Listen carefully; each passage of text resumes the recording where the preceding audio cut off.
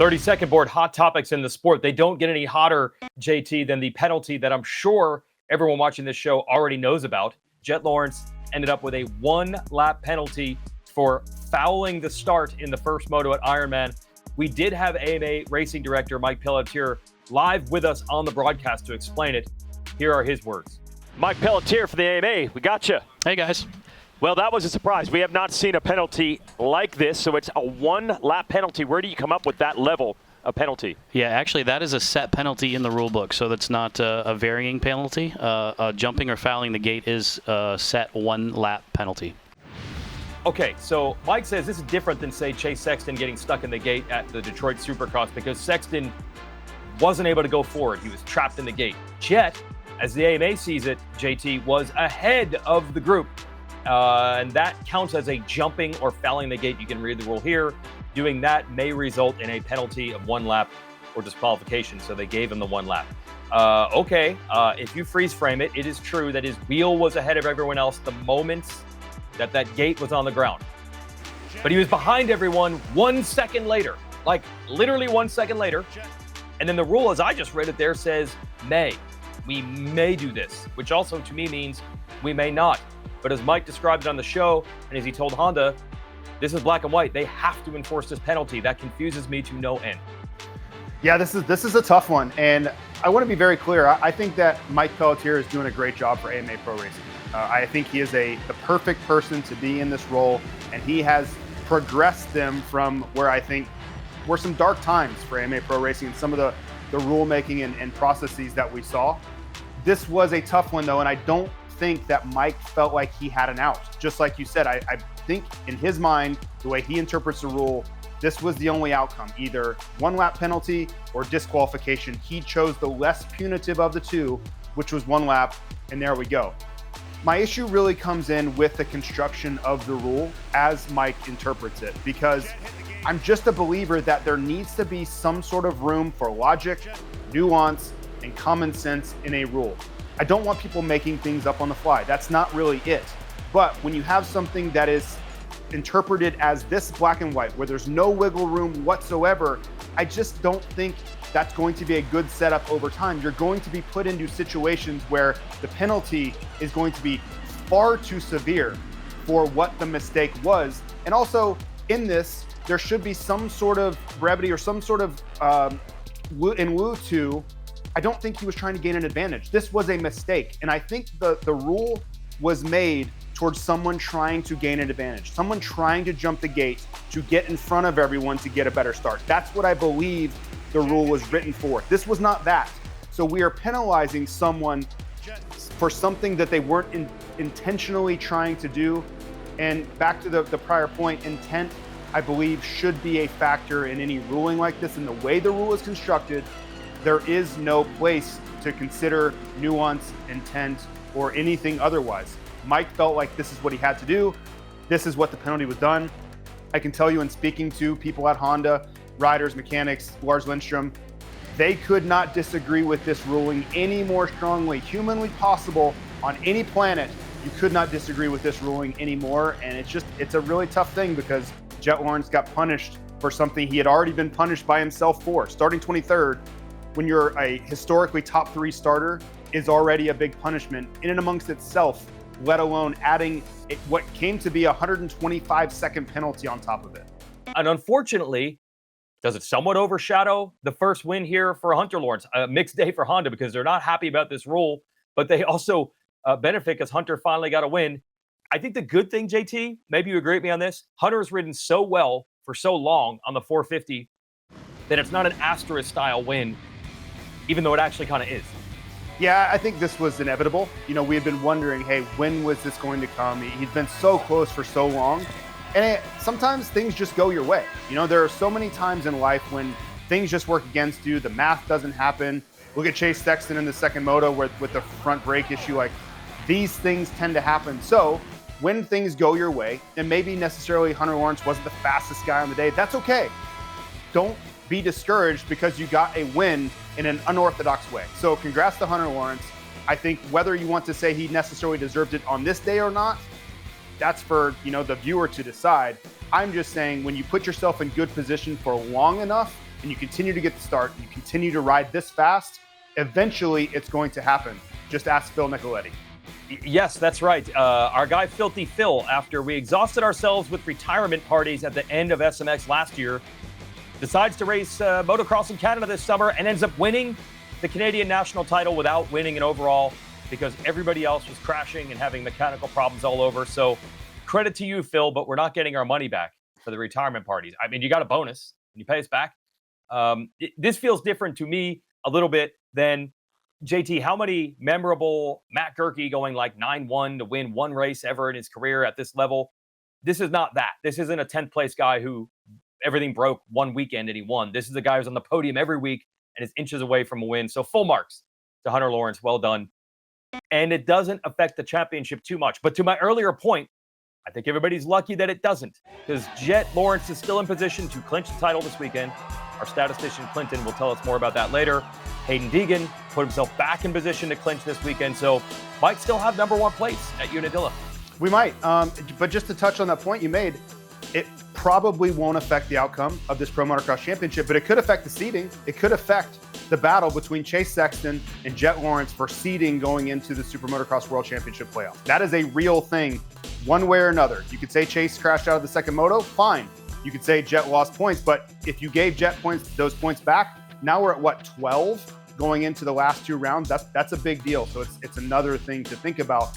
But at Unadilla, we may be handing out number one plates again, and this would be the second time in 3 years that Jett Lawrence would win a 450 Pro Motocross Championship at Unadilla. And that's saying something. This is really early. This would be twice that he's done it early. And it goes back to that earlier theme we've had where the racing's been good this summer, but it's also been somewhat of this appetizer dress rehearsal of, Deegan dominating one class, Jett dominating the other. What happens when they're in the same class? We've been talking about this a lot, and we did earlier with RC. The track at Unadilla, a favorite of Carmichael, as a matter of fact, JT, and maybe you. Give us a little tour of Unadilla. Well, your comment is dripping with sarcasm there, but I will give the Robinson family here credit for improving this racetrack, because I raced it in some of, I would say, the worst years in its history. The dirt was gone. We were down to the bedrock. It was arguably one of the most hated racetracks on the circuit, and now it has come full circle and riders actually enjoy it again, but that is because of the efforts to bring dirt back in.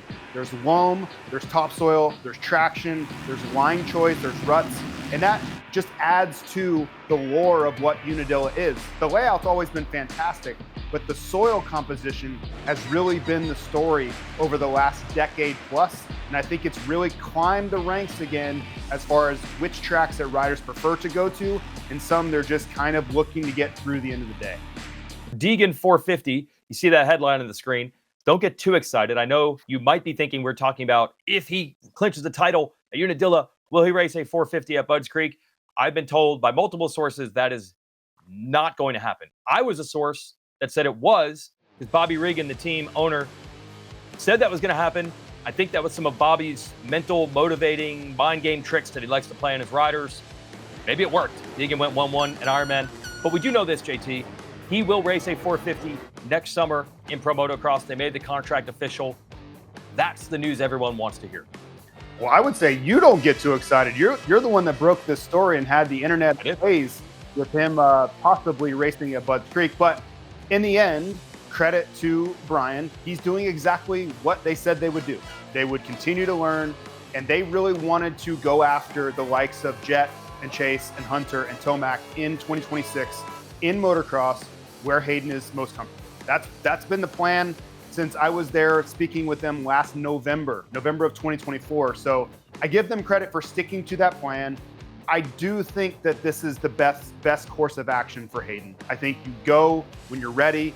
You don't try to front run the system, because he's going to run into a real challenge when you have to face the likes of Chase and Jett and these guys in mid-season form. That's not what you want to do. You don't want to kind of set yourself up for a bad situation. And I've heard people say, well, there won't be any expectation for Haiden because they know he's not really ready. That's not the world that Haiden Deegan lives in. No. Simply not. They have created a microscope for him to exist under, everything he does will be examined to the nth degree, and it would be the same case if he rode a 450 at Budds Creek. Another guy with a little less fanfare moved to the 450 class this year, and we've tried our best to talk about him a lot, but we're still not talking about him enough. This is RJ Hampshire. JT, we said that the win for Hunter Lawrence was inevitable. I feel like the podium for RJ was inevitable. Inevitable, yes, but still crazy unexpected if you just go back a couple of months. He has overperformed at every turn, and it doesn't really seem to matter if he's passing Jorge Prado or now he's battling and passing Eli Tomac, who we have to say was under the weather. We weren't really sharing that news at the time, and he was transparent after the race. But in any case, RJ can't control any of that. He can only race who's out there, who lines up on Saturdays. And I have to say, he's been one of the bright spots of this Pro Motocross summer. Let's go to WMX. This was awesome. We knew that we would get them back on Saturday at Ironman. We waited a couple months for them to have another round, and it was good racing. But Lachlan Turner, I still feel like there's still a little bit of a cliffhanger here. She dominates. We wanted to see her battle Charlie Cannon. Cannon had a flat tire, I guess, in that second moto. So the saga continues, I guess, into the final two races. It does, but we have to give a nod to Lala Turner here. She has been absolutely lights out. She went in, she dominated Loretta's with a 1-1-1, which she said had been her dream for years. And then she backed that up because myself and many other people were looking at a fully healthy Charlie Cannon coming in looking for some payback. Like, Charlie wanted to be in the fight. She wanted to go out and try to win. And, flat tire or not, the first moto spoke for itself. And then the second moto, Lala did everything that she could do. We can say the same thing about the 450 Pro Motocross class. You can only race the people that are in the race under the given circumstances, and that's the case for Lala too, and she has performed at every turn here. So kudos to her. I hope we get the fight and the battle that we're looking for, but so far, it has been the summer of Lala. 4 motos to go there. Again, Unadilla and Budds. WMX will be racing. Budds, they'll be back to the Saturday afternoon program midway through the day. That'll be for their final moto of the year. Hey, I was in the pits Saturday morning at Ironman. I always steal breakfast and coffee, hat tip, from the HEP Suzuki team. I get fed every weekend. Shocking. And then they casually mentioned one of the guys was a road warrior. One mechanic had to drive a box van from California to Ironman. And I'm like, why? And they're like, well, we needed an extra bike. And I'm like, why? And then they scurried away and ran. I believe there was a Ken Roczen bike in that box van, and they had to get it in the semi. Now Roczen has announced, just like that, he's back. He's back for Unadilla. No, this is great. And I think if you're looking at the Super Motocross World Championship playoffs, how does it set up best for Ken Roczen to get a couple gate drops, knock the rust off a little bit? Unadilla is the perfect setup because typically the temperature's a little cooler, which will help Kenny getting back to form. And this racetrack has been one that's been really good to Kenny. I think his technique really shows up. His low RPM riding style works at Unadilla. And I think he has a lot of confidence at this particular racetrack. So you want to come in, have a good weekend, and whether he races Budds Creek or not, we shall see. But I think this is a great opportunity for him to kind of gauge himself before we get to Concord, North Carolina, get those laps in, and where he can be 100% and ready to rip when we get to that first playoff round. Can't believe this topic is this far down the list, but that's how crazy it was at Ironman, and that's how pumped we are for Unadilla. Team USA for the Motocross of Nations was announced as part of opening ceremonies at Ironman, and I think it's the team that everyone wanted. This is a powerhouse trio. You got Eli Tomac, Chase Sexton, and finally Haiden Deegan on the 250. Haiden Deegan at Ironman on a 250. I think he's going to go for a moto win or 2 against the big bikes. That seems like such a Deegan thing to aim for, but at least on paper, great team. It is, and I have kind of carried this philosophy that win or lose, if you take your best team and you go out and compete, that's all there is to it. And there have been so many years where just complications have gotten in the way.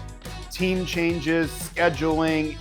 We now have a 31 race schedule, which makes it just a difficult ask for riders to then pack up, fly to Europe with their team and families and everything, and add another event. But this year, thankfully, I believe we have the best team on paper. We have the best 250 Pro Motocross rider, I would say, in the world, in Haiden Deegan.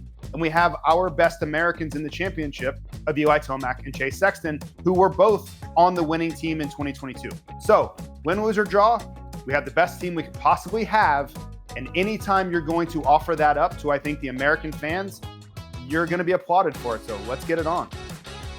We go to the SMX playoff schedule that they will have to compete first. I laugh, by the way, when I hear this.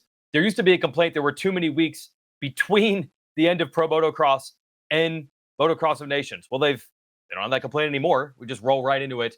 You can see the dates here. It is September 6th, the first playoff round, ZMAX Dragway at Charlotte. Then September 13th, going to the Dome in St. Louis. And then the World Championship in Las Vegas, September 20th. And this time of year, JT, you start hearing riders and teams talking about seeding, playoffs, getting back on a supercross track, building a hybrid track. They're all starting to figure out how this works. They are, and we heard that from Shugel. Chase Sexton mentioned that he was going to be putting in some SMX hybrid track laps. Jorge Prado seemed like he spent the entire time riding Supercross in preparation. He maybe had his best day of the year at Ironman. So it is a new thing. It's a nuance. We would never hear about riders putting in Supercross laps or anything close in the month of August, but that is the change that we are under now. And as far as the schedule goes, be careful what you wish for, because if you ask for more races, you're probably going to get it. Yeah, it's been fun to watch. Absolutely, these last couple rounds. And we mentioned seeding and how important all that is. And then we have the 2-day format at 2 of the 3 rounds. So they're at Charlotte and the finale in Vegas. Got the full Friday schedule. So fans can come on in.